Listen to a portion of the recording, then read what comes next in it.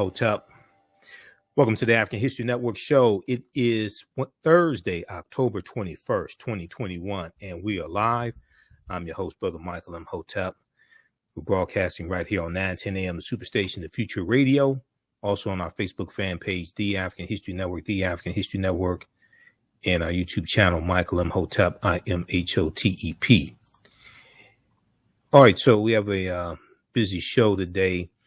In the second part of our show, we're going to give an update in the trial regarding the three white men who allegedly killed Ahmaud Arbery. We have some new developments in that case. But first, I want to go to a report that I saw from the Associated Press, and TheHill.com picked up this story, and some other news outlets picked up this story as well. And this is an 8-page article from the Associated Press. It came out on Wednesday, October 20th. You may have seen this as well. Black children make up over half of minors handled forcibly by police. African-American children make up over half of minors forcibly handled by police. This is a study from the Associated Press that looked at 3,000 use of force instances involving children. 3,000 use of force instances involving children under age 16 for the past 11 years. The Hill.com picked up this story from the Associated Press. The data included 25 police departments in 17 states. 25 police departments in 17 states. So this is a small study. There are approximately 18,500 police departments, but the study is alarming nonetheless. The Associated Press looked at 3,000 use of force instances involving children under 6 from the past 11 years. Now, while that is a small sampling of nationwide police departments, more than 50% of minors who were handled forcibly in these incidents were African American, despite the fact that African American children represent only 15% of U.S. minors. Okay, so we're going to talk about this today, and then also we'll give an update in the trial of the three white men who are accused of killing Ahmaud Arbery. Okay, Gregory McMichaels, Travis McMichaels, and William Roddy Bryan. The jury selection continued today. Okay. Commercial. Okay. All right. Jury selection continued today. And the defense is asking the judge to clear the protesters who are outside with signs. Defense asked judge to clear Arbery signs, supporters from courthouse lawn. Also, the judge is frustrated with the slow pace of jury selection as well. At the close of day 3 of the trial on Wednesday, October 20th, 15 people had been selected to go to the next step in the jury process. They need to get 64 people who are prospective jurors, and they have to reduce that down to 16 jurors, including 4 alternate jurors. So they have their hands full in trying to get a jury. Okay, the evidence hasn't been presented yet. They haven't really started the trial. This is jury selection. which is part of the trial, but this is jury selection. So we'll give you an update on that also. Now, as I've said before, as I said on the show yesterday, they don't need to rush jury selection. They need to take their time and make sure they get the proper jury that's going to be impartial, will render their decision based upon the evidence, not based upon protesters, not based upon what they saw on social media or heard at the barbershop, but based upon the evidence, because you don't want to screw this case up and you don't want a decision overturned on a technicality or anything like that. So we'll discuss that also. All right. On the African History Network show, we focus on educating, empowering, and inspiring people of African descent throughout the diaspora and around the world, because right now it's corrects wrong behavior. What you do for yourself, what you do to yourself, and what you allow other people to do to you and get away with is based upon what you think about yourself. What you think about yourself is based upon what you have been taught about yourself. What you've been taught about yourself is based upon everything you've read, heard, and seen about yourself. So when you control the radius of a man or woman's thoughts, you can control the circumference of his or her actions, because the mind can't do or teach what it doesn't know. Now, we deal with a number of different topics here on the African History Network show. We deal with current events and history and politics, education, economic empowerment, entrepreneurship, love, sex, health issues, and much, much more. Sign up for our email newsletter. Text the word Kemet, Kemet, to 22828. To sign up for our email newsletter, text the word Kemet, Kemet, to 22828. To sign up for our email newsletter, also visit our website, AfricanHistoryNetwork.com. AfricanHistoryNetwork.com. You sign up for the email newsletter there as well. Okay. Be sure to register for the 10-week online course that I teach on Saturdays, from the Civil War to the Civil Rights Movement and Black Power, 1865 to 1968. And a lot of talk is going on about the Civil War from 1861 to 1865.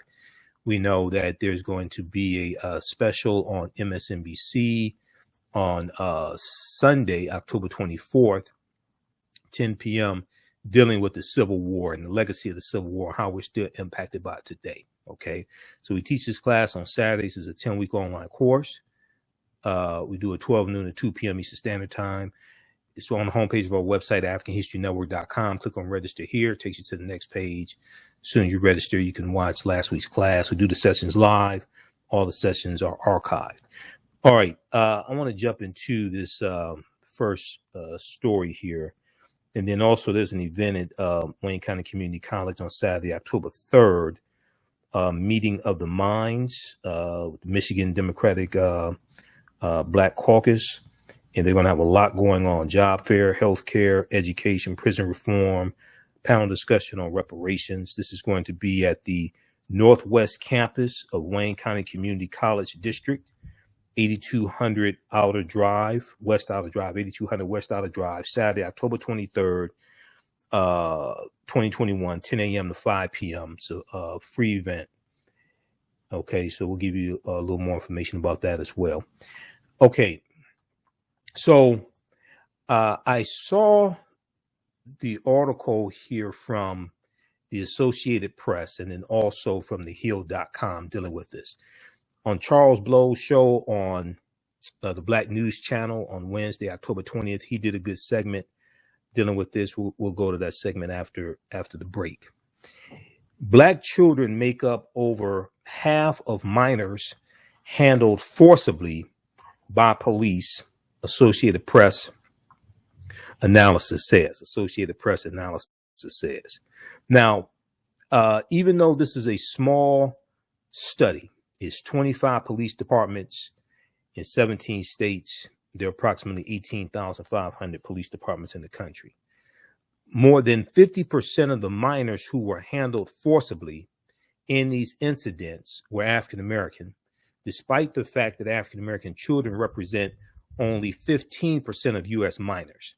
The most common uses of force included takedowns, strikes, and muscling down, the Associated Press reported. Takedowns, strikes, and muscling down, followed by firearms, being pointed or used. Now, we're talking about children under 16 years old. This is what the study looked at. 3,000 use of force instances involving children under 16 years old for the past 11 years. Now, after George Floyd's murder by Derek Chauvin, former Minneapolis police officer, increased attention has been given to the disproportionate use of force this use of force that non-white people or people of color often experience in police interactions. However, children have often been disregarded in reform efforts. Children are often disregarded in reform efforts. There are no laws, according to the Associated Press in this study, there are no laws that ban use of force on children. And while some police departments have policies that dictate how old a child must be to be handcuffed, most use of force policies make no mention of age, according to the Associated Press report. There are no laws that ban use of force on children. And while some police departments have policies that dictate how old a child must be to be handcuffed, most use of force policies make no mention of age. Now, Dylan Jackson is a criminologist who works on juvenile encounters with the Baltimore Police Department.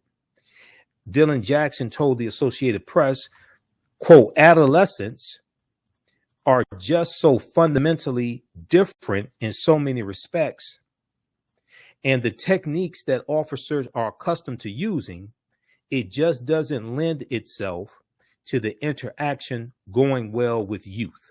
It just doesn't lend itself to the interaction going well with youth." Now, we're coming up on a break. We're going to continue this on the other side of the break. You listen to the African History Network show right here on 910 a.m. The Superstation, the Future Radio. I'm Michael Imhotep. We'll be back in a few minutes. Black on Purpose Television Network.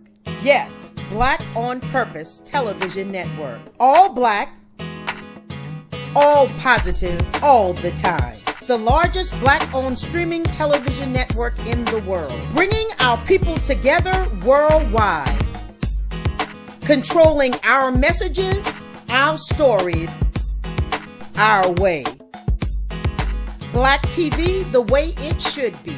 Black music, Black history, and more. 30 plus channels, thousands of shows. Black on Purpose Television Network. Subscribe now.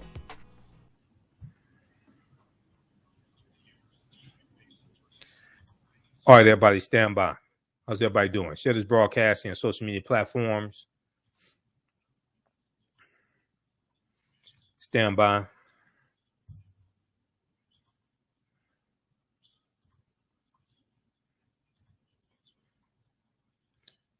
All right, calling numbers 313-778-7600. 313-778-7600 is the calling number if you have a question or comment. Stand by. All right, African American business owners, post name your business here on the thread of the broadcast. Email us at AHNshow@AfricanHistoryNetwork.com. Email us at AHNshow@AfricanHistoryNetwork.com. Also, we'll let you know how you can advertise with the African History Network.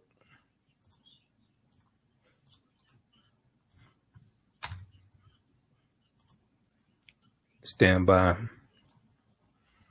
Back from break in 3 minutes.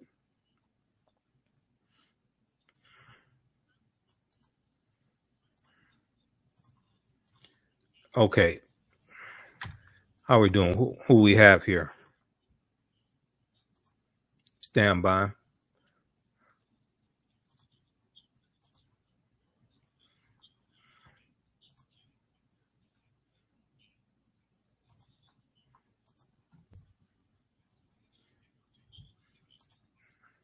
Back from break in 2 minutes.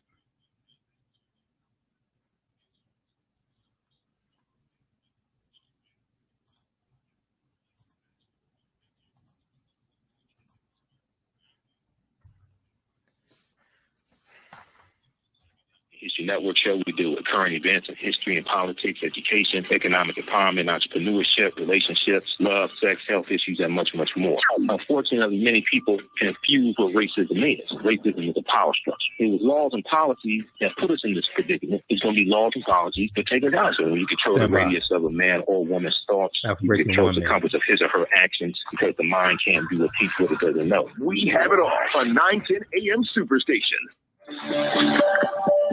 910, the Superstation, Detroit's only African-American talk radio. Welcome back to the African History Network show right here on 910 AM Superstation, Future Radio. I'm your host, Brother Michael Imhotep. It is Thursday, October 21st, 2021, and we are live. So right before the break, we were talking about this report from the Associated Press. They have a study dealing with African-American children make up over half of minors handled forcibly by police. And this is looking at an 11-year period of time. It looked at 25 police departments in 17 states. So we're going to go back to this story here, and I want to go to this clip from the Black News Channel here in just a minute. 313-778-7600 is the call-in number if you have a question or comment. 313-778-7600 is the call-in number if you have a question or comment. Now, the Associated Press went on to say that the National Association of School Resource Officers, RSOs, Resource School Officers, National Association of School Resource Officers, offers training to help officers understand why minors respond to certain situations in the way that they do. However, not every department makes use of the training. Not every department makes use of the training. Now, that was the article from The Hill, which gave a synopsis of this. The piece from the Associated Press is about an 8-page, at least, well, with the pictures, is probably about 14 or 16 pages, because I printed it out and mine came out to 8 pages. I took most of the pictures out. Tiny wrists in cuffs. Tiny wrists in cuffs. How police use force against children is the name of this report from the Associated Press. Okay. So you can check this out also. This is from October 20th, 2021. Now, on the Black News Channel on Wednesday, Charles Blow spoke with Dr. Philip Atiba Goff. Dr. Philip Atiba Goff is a psychologist. He does a lot of research with dealing with police and law enforcement, African-American children, African-Americans, etc. There was a study that we've talked about before here on the show from the American Psychological Association, and it deals with how Black boys are viewed as older, less innocent than whites. Research finds Black boys are viewed as older, less innocent. Research finds. Okay, this is a study from the American Psychological Association. It's at their website. It's from 2014. Study was done by Dr. Philip Atiba Goff. He's CEO and co-founder of the Center for Policing Equity, the Center for Policing Equity. Also, in this clip coming up, you're going to hear from Kristen Henning, director of the Juvenile Justice Clinic at Georgetown University. Okay. All right. Let's go to clip one, Shakita.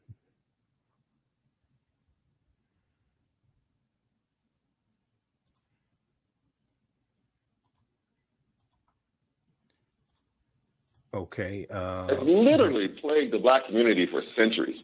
Black people have been disproportionately suffering under the brunt of overly aggressive policing, often for minor infractions, and in many cases, no infraction at all. While debates over police misconduct and reform have been reignited in the wake of the killings of George Floyd and Breonna Taylor, the treatment of Black children by law enforcement has received less scrutiny. According to data, more than 50% of the children handled with force by law enforcement are Black, with takedowns, strikes, muscling, and threats of firearm use listed as common types of force.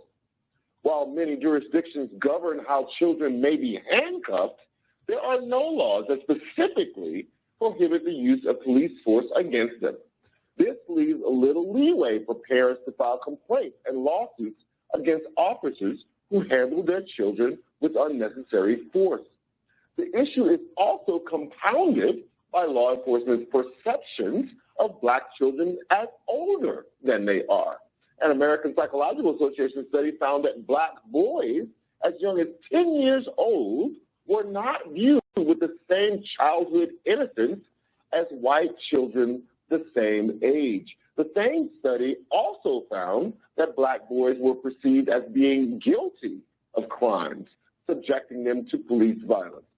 Joining us to discuss more is CEO and co-founder of the Center for Policing Equity, Philip Atita-Goff, and director of the Juvenile Justice Clinic at Georgetown University, Kristen Henning, whose new book is titled The Rage of Innocence, How America Criminalizes Black Youth. So, Philip, let me start with you. How do you take these numbers that this new data reveals to us? To be honest, I'm surprised that the numbers are that low. You cited the American Psychological Association study. That's my study.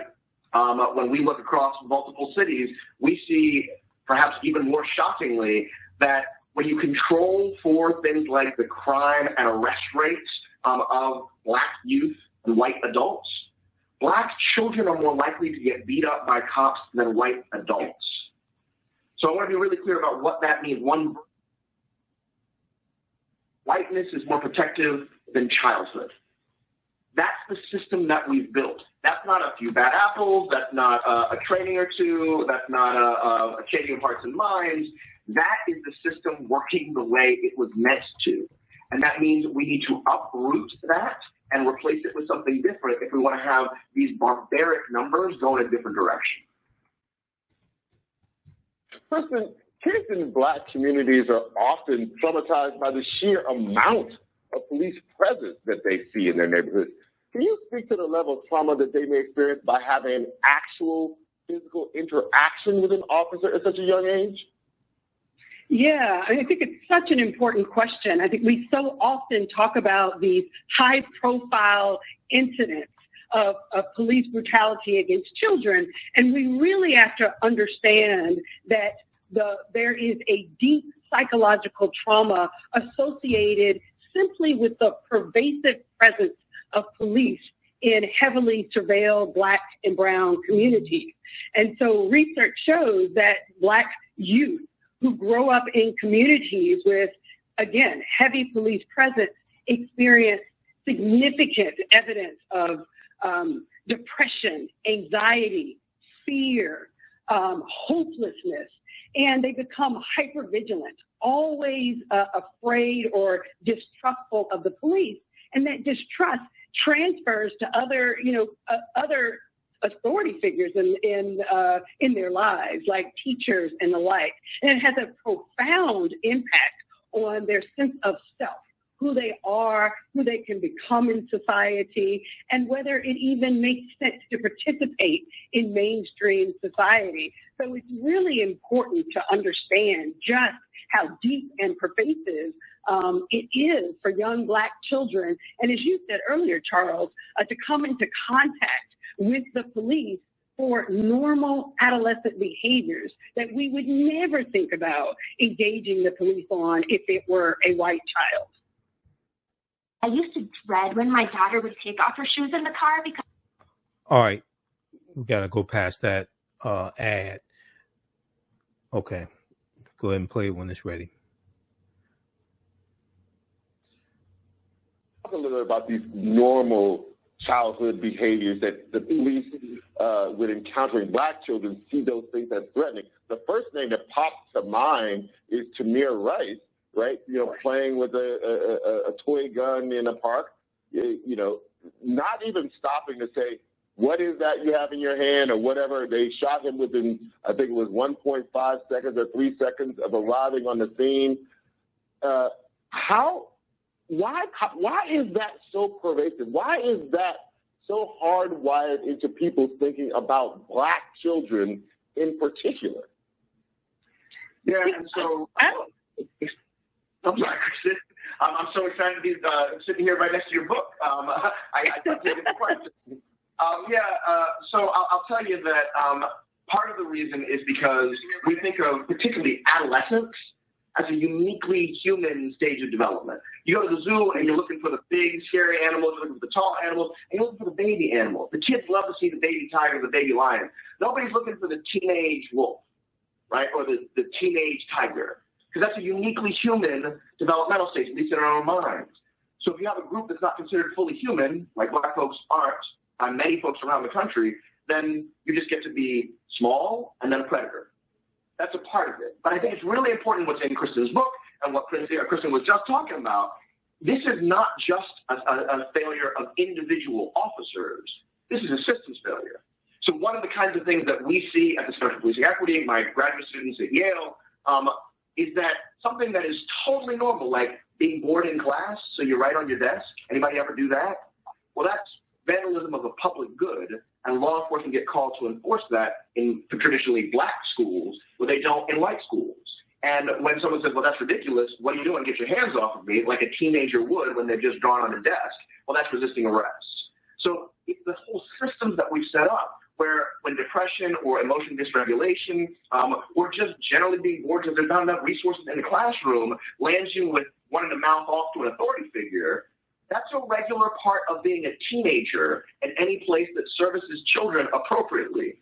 But we have set up our systems where we don't have the resources to control that individual, to not let them disrupt the classroom. So what are we going to do? Instead of having teachers who are trained and with the resources appropriate for that, we call the cops, and the cops show up, and then violence ensues. That's not just about policing. That's about the grand disinvestment that we've had in black communities that makes it look like it's black folks' fault for what we do to black folks. That's the part I hope folks take away from this story. Kristen, I think you wanted to get in on that question as well.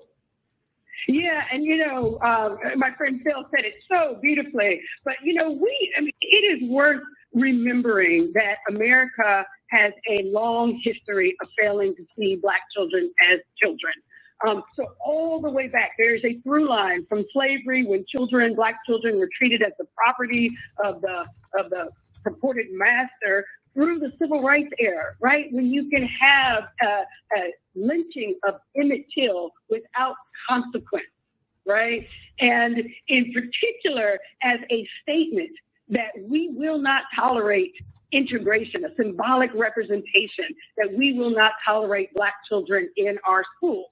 And the only way that the lynchers could justify that is to intentionally paint the picture of black boys like Emmett Till as a threat to whiteness and to white women in particular.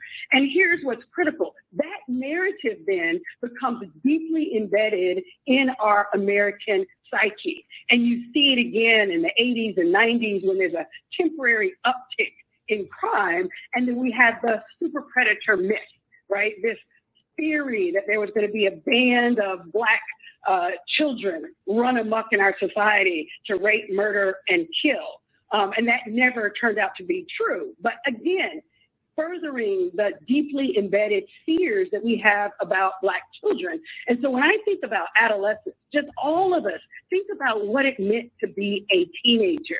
Being a teenager is all about what?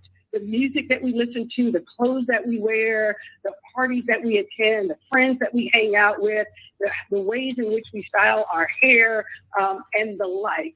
And it is important to recognize that while white children are given the privilege to experiment with all of that, to enjoy all the freedoms of adolescence, right? From physical safety, public affirmation, adventure, experimentation, social and academic freedom, Black children are suspended. It's like, Phil said, it's more than just, one bad apple. It's this pervasive sense that, children have to be suspended, expelled, arrested, and criminalized, treated like adults, sent to adult courts for what every other white child gets to do. Interesting. Rage of Innocence, How America Criminalizes Black Youth, and Philippe Achilagov. Thank you both for joining us. Okay. All right. That's from the Black News Channel from Wednesday, October 20th. That was Dr. Philip Atiba-Goff, CEO and co-founder of the Center for Policing Equity, and Kristen Henning, director of the Juvenile Justice Clinic at Georgetown University. Okay, so that was from Prime by Charles Blow on the Black News Channel. If we, I want to go to the study from Philip Atiba-Goff here. I want to go to this study for a minute. We've talked about it before, and this is from the American Psychological Association. So this is connected to history and the images that we see, okay? And the way you treat a people is largely based upon what you, of how you think about a people. How you think about a people is largely based upon what you've been taught about a people. What you've been taught about a people is based upon everything you've read, heard, and seen about a people. So America must have a massive history lesson, and we have to confront these negative stereotypical images of African Americans, especially African American children. Black boys viewed as older, less innocent than whites, research finds. Black boys as young as 10. This is the study they reference in the clip. This is the Dr. Philip Atiba-Goff did this study. Black boys as young as age 10 may not be viewed in the same light of childhood innocence as their white peers, but are instead more likely to be mistaken as older, to be perceived as guilty, and face police violence if accused of a crime, according to a research published by the American Psychological Association. Now, this study was published in 2014, okay, 2014. Quote, children in most societies are considered to be in a distinct group with characteristics such as innocence and the need for protection. Innocence and the need for protection. Our research found that Black boys can be seen as responsible for their actions at an age when white boys still benefit from the assumption that children are essentially innocent. Our research found that Black boys can be seen as responsible for their actions. Therefore, they need to be punished when they get out of line. At an age when white boys still benefit from the assumption that children are essentially innocent, said author Dr. Philip Atiba-Goff of the University of California, Los Angeles.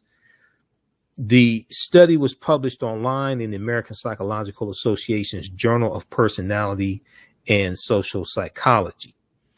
One of the things it talks about in the study here is that review police officers' personnel records to determine use of force while on duty, and found that those who dehumanized African Americans were more likely to have used force against an African American child. Those who were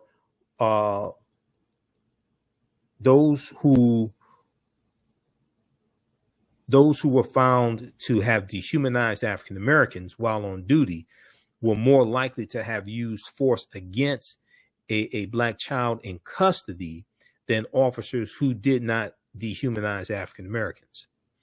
The study described use of force as takedown or wrist lock, kicking or punching, striking with a blunt object, using a police dog, restraints or hobbling, or using tear gas, electric shock, or killing. Only dehumanization and not police officers' prejudice against blacks, conscious or not, was linked to violent encounters with black children in custody, according to the study. Read the rest of this here. This is at APA.org, American Psychological Association's website. APA.org. Black boys viewed as older, less innocent than whites, research finds. All right. Now, I want to go to this next story here just a second. How's everybody doing? If you like this type of information, also, you can support the African History Network, $ the AHN show through Cash App, $ the AHN show through Cash App, also through PayPal, paypal.me/the AHN show. Coming up Saturday, October 23rd at Wayne County Community College District Northwest Campus. There's a program going on. Let me see here. Let me pull this back up. The Meeting of the Minds with the Michigan Democratic Black Caucus. It's time for the years of strangulation to end. Meeting of the Minds will help black men be healthy, wealthy, and wise. They're going to have workshops. They're going to have a job fair, healthcare. They'll focus on healthcare, education, prison reform, career training and employment, financial empowerment, friend of the court issues. They're going to have different resources and workshops there. This is Saturday, October 23rd, 2021, 10 a.m. to 5 p.m. Wayne County Community College District Northwest Campus, 8200 West Outer Drive, 8200 West Outer Drive, Detroit, Michigan. Okay. And for more information, you can visit mdpblackcaucus.com, mdpblackcaucus.com. Okay. For more information as well. We'll post this link here. Also, mdpblackcaucus.com. All right. I want to go to update here dealing with the trial of the three white men accused of killing Ahmaud Arbery. So this is day 4 dealing with jury selection, and jury selection is continuing. It is going at a slower pace than the judge wants and other people want. As I've said, take your time, because the 3 accused killers aren't going anywhere. It's not like they have a plane to catch, anything like that. Number one. Number two, you don't want to screw this up. You want to make sure that you get the correct jury. Okay, that's going to be impartial and that is going to look at the facts and come to the right decision based upon the facts. Now, we're going to go to clip 2 here in just a second, Shakita. Today in court, the defense asked the judge to clear Ahmaud Arbery's signs and supporters from outside of the courthouse. News 4 JAX in the Georgia area has a story on this. The defense asked judge to clear Arbery signs, supporters from courthouse lawn. And they are objecting to the protesters outside the signs, and they're saying that this could influence the jury. Attorneys for 3 men accused in the shooting death of Ahmaud Arbery asked the judge presiding over the trial to limit the signs and justice for rallies outside the courthouse, arguing that it will influence potential jurors. Now, when court reconvened after lunch on Thursday, October 21st, William Roddy Bryan's attorney Kevin Gow told Superior Court Judge Timothy Walmsley that he's concerned about signs, banners, and demonstrations in front of the courthouse in support of Ahmaud Arbery's family. Defense attorney Kevin Gow complained of a banner near the courthouse steps that includes a photo of deceased Congressman and civil rights hero John Lewis. John Lewis was Georgia Congressman. The U.S. House of Representatives, he represented a district in Georgia. So John Lewis' picture appears on this sign, and it appeared to advocate for voting rights. Defense attorney Kevin Gow also said a young girl who has been riding a tricycle in front of the courthouse this week with a sign saying "Justice for Ahmaud" on her back. Defense attorney Kevin Gow told Superior Court Judge Walmsley, quote, to prohibit any signs openly advocating for justice for Ahmaud Arbery on the grounds of the Glenn County Courthouse. I want to go to this clip here from News 4 JAX. They have more reporting on this. Let's go to this clip number 2, Shakita.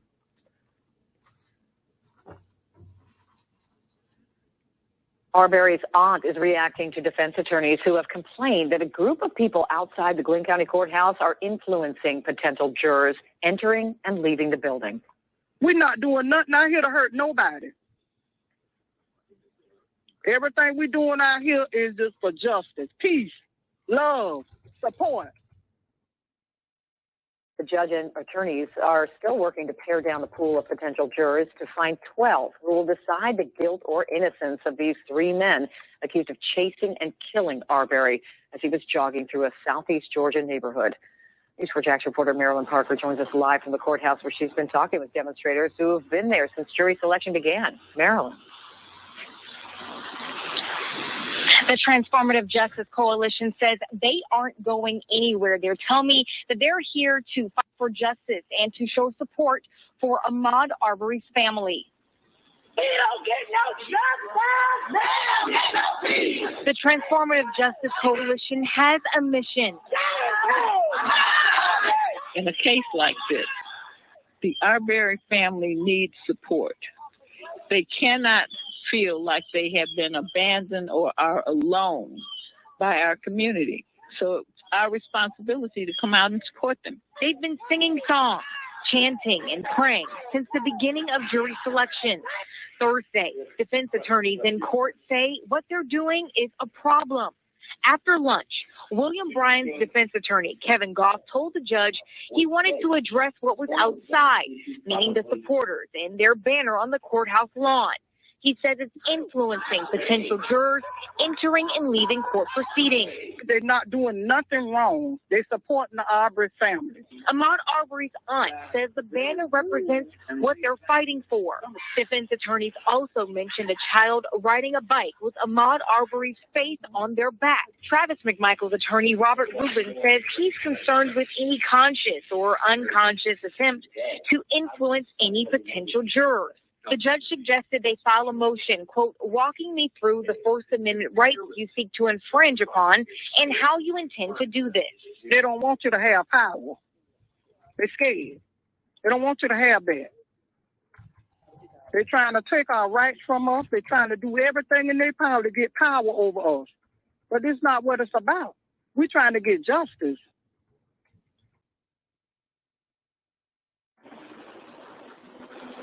Ahmaud Arbery's aunt also says she wants to send thanks to the Transformative Justice Coalition for everything they've done for her and her family this week. We just got an update from inside the courtroom. The judge intends to finish this panel of 20. I'm told right now they have 5 left, and they did take a 10-minute break just a few minutes ago. We're live at the Glenn County Courthouse. Marilyn Parker, Channel 4, the local station.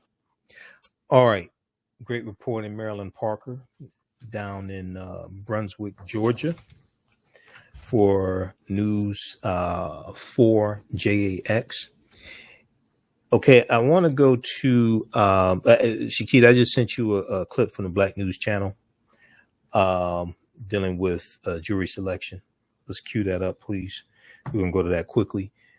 If we look at this other article here from Channel 4 in down in Georgia.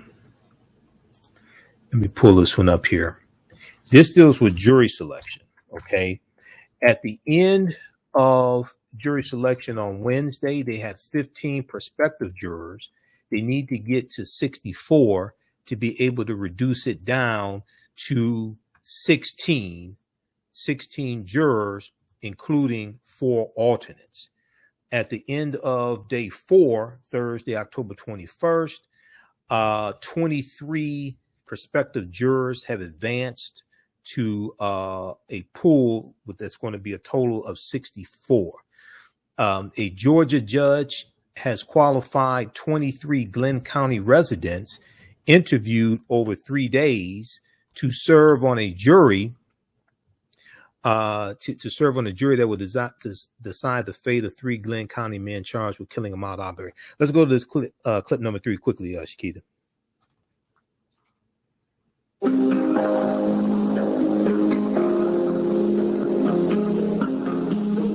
Justice for Ahmaud Arbery. Jury selection slowing down the start of the trial for the 3 men accused of killing him.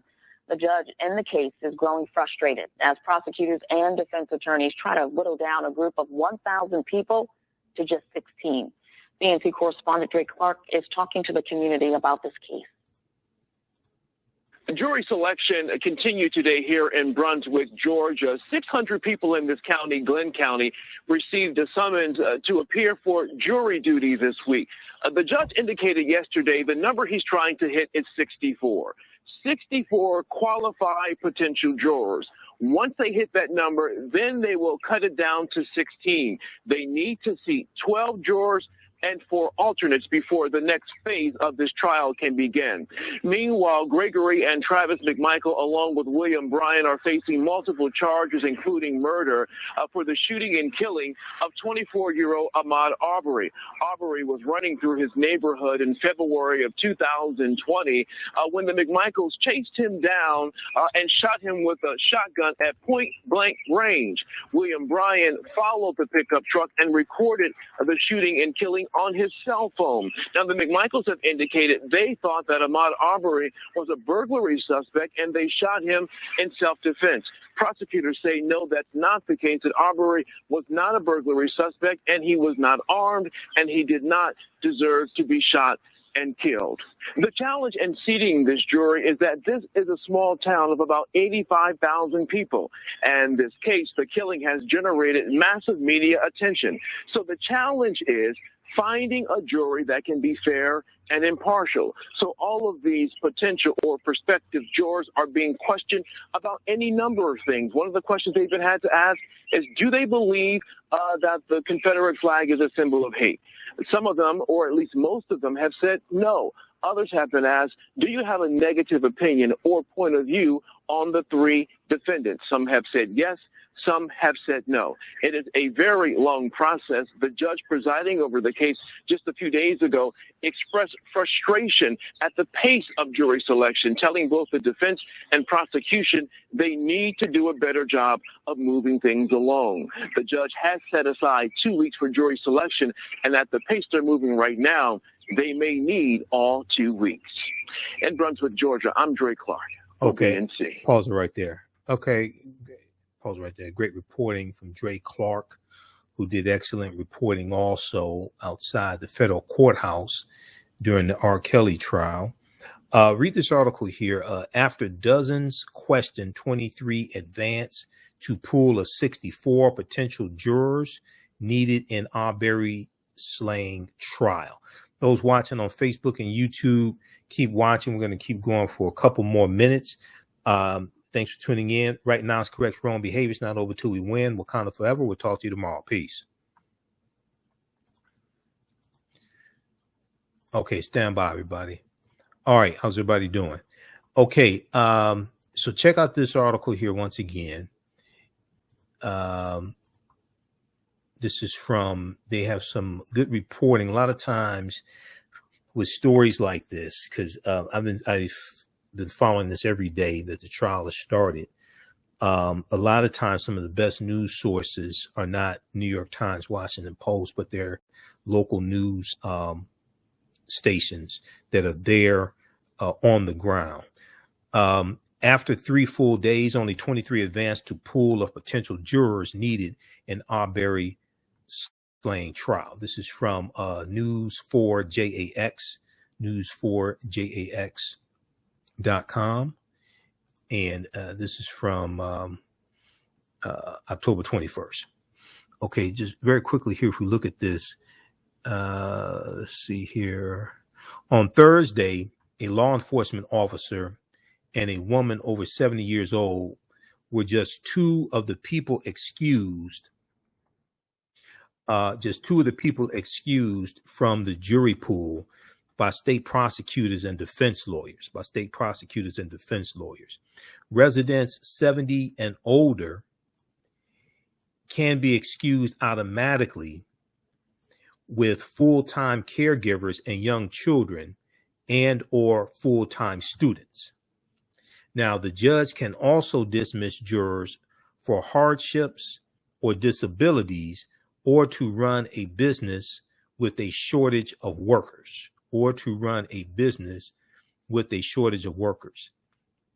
Potential jurors can still be qualified to hear the case even if they say they already know the facts surrounding Ahmaud Arbery's death.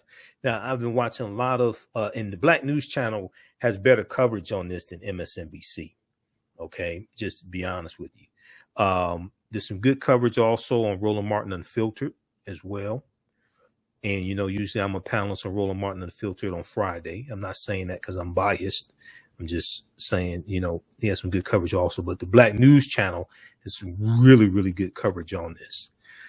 Put in your Deep Tawalde on, I know you're deep, making the case with your Deep Tawalde. She has some really good coverage. She's an attorney.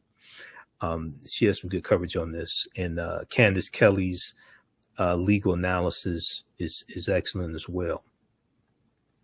Potential jurors can still be qualified to hear the case, even if they say they already know the facts surrounding Ahmaud Arbery's death. Attorney Gene Nichols, who has no association with the case, said that not knowing anything about the case would raise even more red flags. Yeah, because like, who the hell don't know anything about this case, especially if you live there. Now, one thing Dre Clark said, he said it's a community of 85,000. He may have been talking about the county because the city of Brunswick is about 16,000 the population. So he may have been talking about the county. Glenn County is a population of 85,000. That may have been what he's talking about. But Brunswick is a city of 16,000. It's a very small city.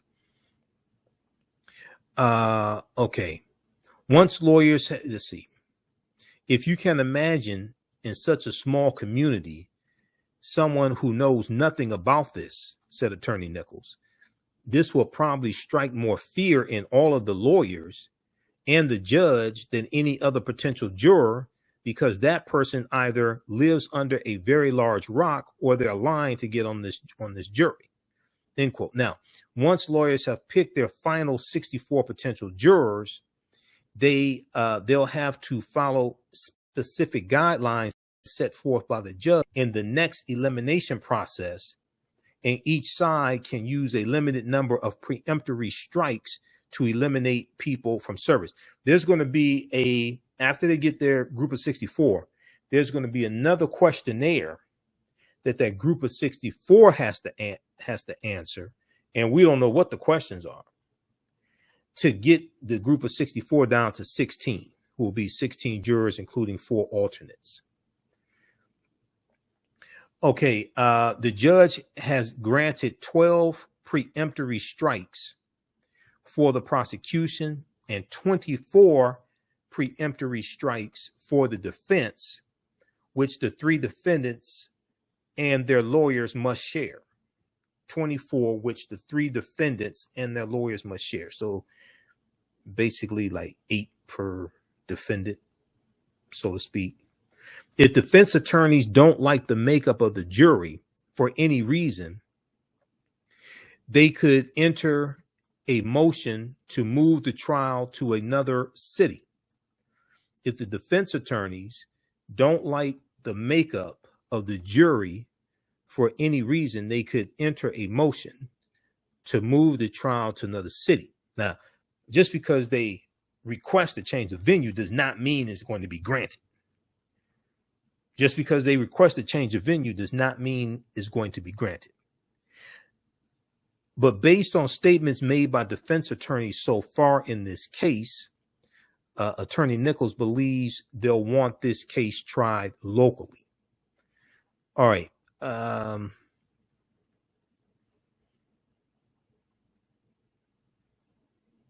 Now, before the 4th day of jury selection began, Superior Court Judge Timothy Walmsley heard a motion from media outlets asking for the partial gag order on the attorneys in this case to be lifted. Asking for the partial gag order on attorneys in this case to be lifted. So let me increase the size of this.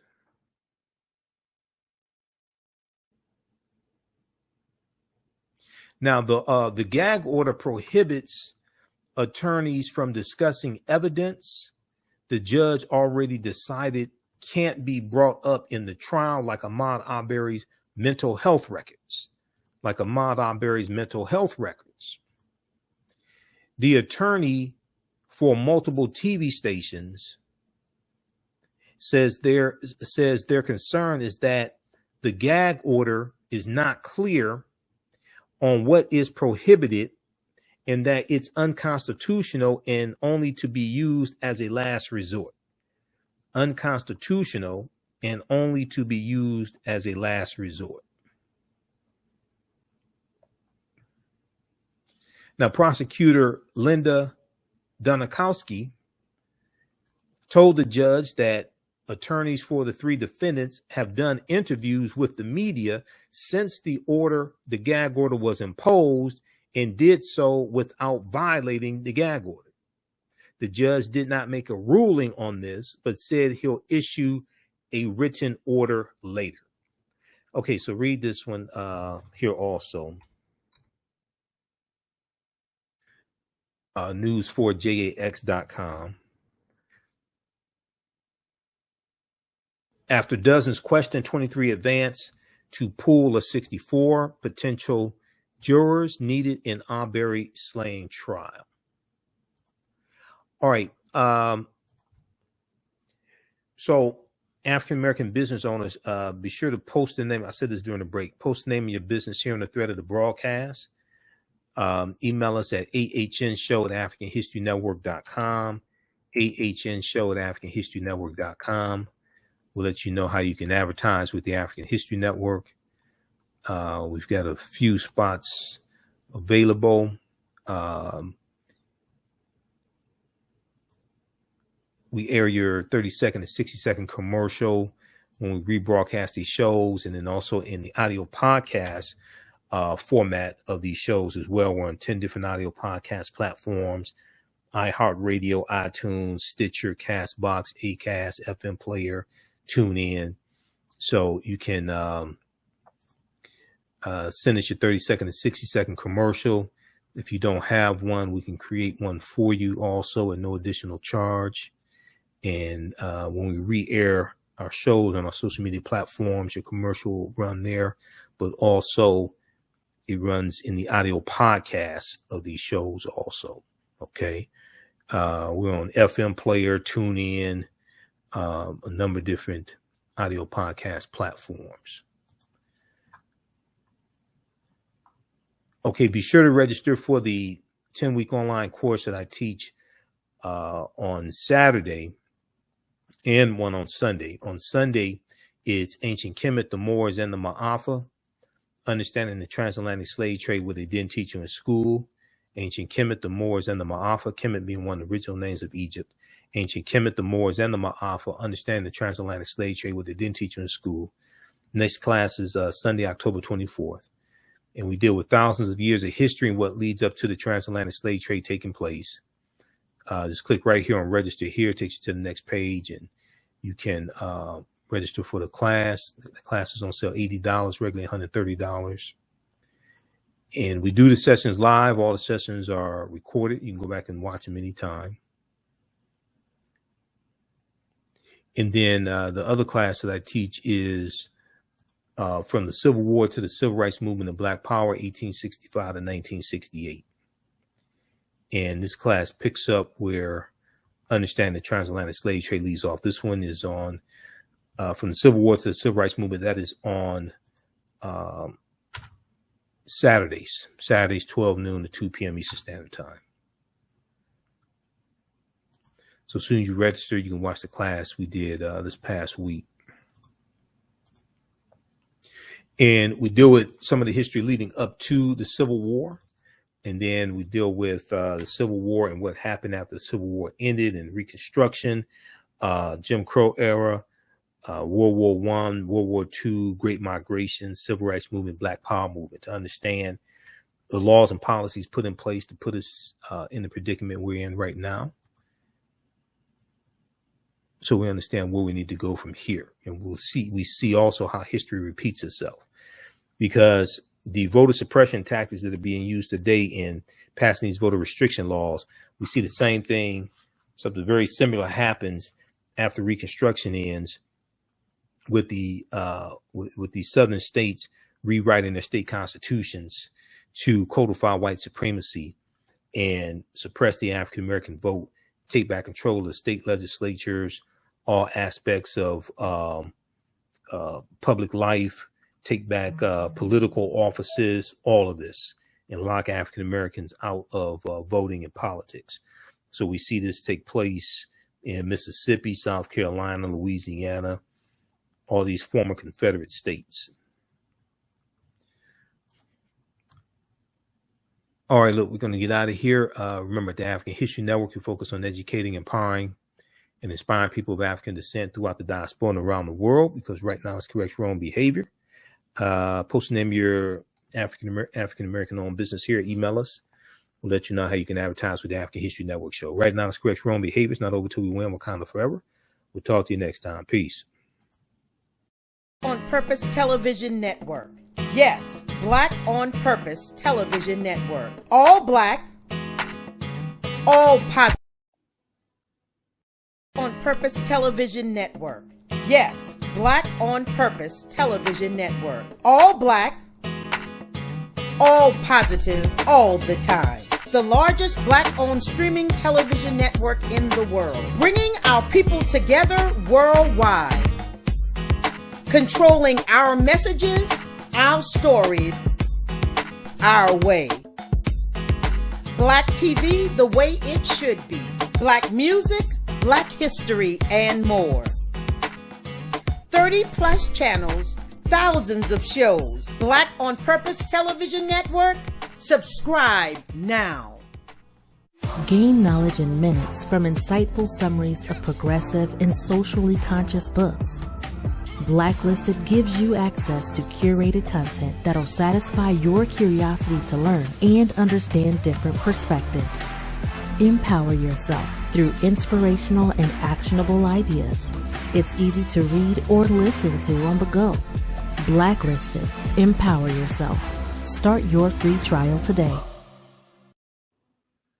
All right. We'll talk to you tomorrow. Peace.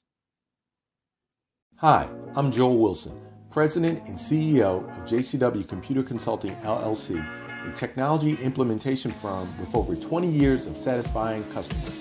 We offer a full spectrum of industry top-tier branded services. We are an authorized partner or reseller for Lenovo, Zoom, T-Mobile, Microsoft 365 and Surface tablets, Google Workspace, Acer, Asus, Samsung, PCmatic security software, and many more. Our online store features laptops, Chromebooks, computers, printers, accessories, and software. Businesses, take advantage of our free 1-hour Zoom tech consultation and know we offer top nationwide high-speed internet service providers, voice over IP, and cellular phone services. Home users, don't miss our current in-stock Chromebook inventory. Please visit us at jcwcc.com or call 215-879-6701. Gain knowledge in minutes from insightful summaries of progressive and socially conscious books. Blacklisted gives you access to curated content that'll satisfy your curiosity to learn and understand different perspectives. Empower yourself through inspirational and actionable ideas. It's easy to read or listen to on the go. Blacklisted. Empower yourself. Start your free trial today. Black on Purpose Television Network. Yes, Black on Purpose Television Network. All black, all positive, all the time. The largest black-owned streaming television network in the world. Bringing our people together worldwide. Controlling our messages, our story, our way. Black TV the way it should be. Black music, Black history, and more. 30+ channels, thousands of shows. Black on Purpose Television Network. Subscribe now. Gain knowledge in minutes from insightful summaries of progressive and socially conscious books. Blacklisted gives you access to curated content that'll satisfy your curiosity to learn and understand different perspectives. Empower yourself through inspirational and actionable ideas. It's easy to read or listen to on the go. Blacklisted. Empower yourself. Start your free trial today. Hi, I'm Joel Wilson, President and CEO of JCW Computer Consulting, LLC, a technology implementation firm with over 20 years of satisfying customers. We offer a full spectrum of industry top-tier branded services. We are an authorized partner or reseller for Lenovo, Zoom, T-Mobile, Microsoft 365 and Surface tablets, Google Workspace, Acer, Asus, Samsung, PCmatic security software, and many more. Our online store features laptops, Chromebooks, computers, printers, accessories, and software. Businesses, take advantage of our free 1-hour Zoom tech consultation and know we offer top nationwide high-speed internet service providers, voice over IP, and cellular phone services. Home users, don't miss our current in-stock Chromebook inventory. Please visit us at jcwcc.com or call 215-879-6701. We all know the cannabis industry is headed toward an uprise in the past decade. What happens when there is a brand that brings this uprise in a blow? The cannabis industry welcomes her uprise. Hustle her hemp. Delivering excellence with pride is her watchword, and how you choose to embrace it makes it a priority. From cultivating rich cannabis into exquisite and tastefully finished CBD products to delivery, Hustle Her Hemp leaves no stone unturned. Hustle Her Hemp's mission is to empower women of color by building business and creating legacies, uniting beauty, health, and business. We are a pure definition of how we want the CBD industry to become in the future. While we are redefining innovation, we bring the same energy to improving the quality of life. Hustle Her Hemp is the new uprise.